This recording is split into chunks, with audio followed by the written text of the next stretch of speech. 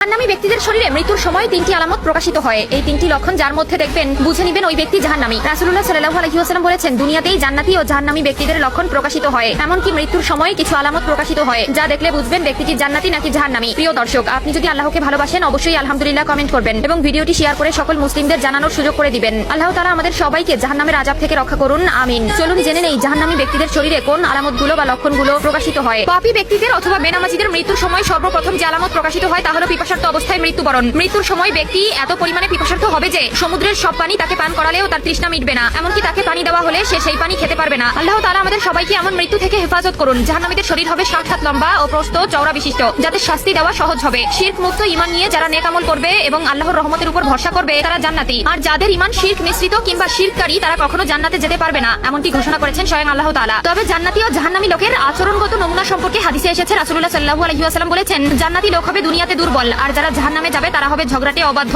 ও অহংকারী। বুখারী শরীফ। 2 নম্বরে জাহান্নামী ব্যক্তিরা ক্ষুধার্ত অবস্থায় মৃত্যুবরণ করবে। তারা সারা জীবন ভোগ বিলাসে থাকলেও মৃত্যুর সময় তাদের থেকে রিজিক কেড়ে নেওয়া হবে। হয়তো এমন কোনো অসুস্থতা বা আল্লাহর গজব নাজিল হবে যার জন্য তার আহার বন্ধ হয়ে যাবে এবং একসময় ক্ষুধার্ত অবস্থায় মৃত্যুবরণ করবে। এমন মৃত্যু যেন আল্লাহ তাআলা আমাদের কাউকে না দেয়। দুনিয়াতে আল্লাহ তাআলা আমাদের পাঠিয়েছেন তার ইবাদতের জন্য, তার বন্দেগী করার জন্য, তার আদেশ নিষেধ মেনে চলার জন্য। অবশ্যই আমাদের উচিত ইহকালের মায়া ত্যাগ করে পরকালের জন্য উপার্জন করা যায়। একসময় আমাদের জান্নাতে যাওয়ার রাস্তা সোজা করে দিবে। জাহান্নামী ব্যক্তিদের মৃত্যুর